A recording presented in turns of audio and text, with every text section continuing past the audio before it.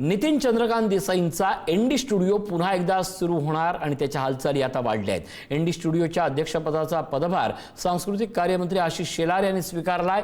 चित्रीकरणासह सर्व घटकांवर 31 मार्च 2027 पर्यंत 50% सवलत देण्यात आलेली आहे। या क्षणाची मोठी बातमी आपण पाहतोय।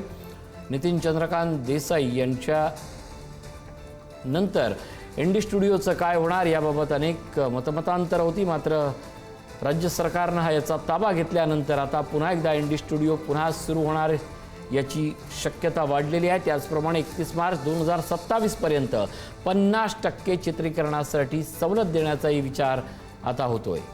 श्रेयस सावंत आमचे प्रतिनिधी आपल्या सोबत आहे। श्रेयस, मोठी बातमी आहे, एनडी स्टुडिओ पुन्हा सुरू होण्याचे संकेत मिळत आहेत। एनडी स्टुडिओ आता पुन्हा एकदा सुरू होणार आणि खऱ्या अर्थाने सगळ्यात मोठी गोष्ट आहे, नितीन चंद्रकांत देसाईंचा एनडी स्टुडिओ जो मागच्या अनेक महिन्यांपासून किंवा वर्षांपासून बंद होता, त्याला खऱ्या अर्थानं आपल्या हद्दीत आता महाराष्ट्र राज्य सरकारने घेतल्यानंतर त्याच्यावर अध्यक्षपदी स्वतः सांस्कृतिक मंत्री आशिष शेलार आले आहेत आणि आशिष शेलार यांनी जो पहिला निर्णय घेतलाय तो हाच की 50% सवलत 2027 पर्यंत ज्या ज्या शूटिंग एनडी स्टुडिओ मध्ये होतील त्यांना मिळणार आहे। ही सगळ्यात मोठी गोष्ट आता सगळ्यात छायाचित्रकारांना, सगळ्या चित्रकारांना आणि खऱ्या अर्थानं सिनेसृष्टीतल्या सगळ्या लोकांना मिळणार आहे। त्यामुळे एनडी स्टुडिओ फुल फ्लेजेड सुरू होणार आहे, ह्याचं चिन्ह आता पाहायला मिळतात। एकंदर पाहायला गेलं मागच्या अनेक वर्षांपासून खऱ्या अर्थानं नितीन चंद्रकांत देसाई यांच्या निधनानंतर हा स्टुडिओ आता कसा सुरू होणार, कसा काय होणार, ह्या सगळ्या प्रश्नांना आता उत्तर महाराष्ट्र राज्य सरकारने दिलं। आता एनडी स्टुडिओ मध्ये जे जे शूटिंग करणार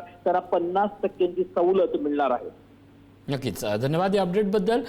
आशिष शेलार यांनी अध्यक्षपदाचा कार्यभार स्वीकारल्यानंतर आता एनडी स्टुडिओ सुरू होण्याच्या हालचाली वाढल्या आहेत।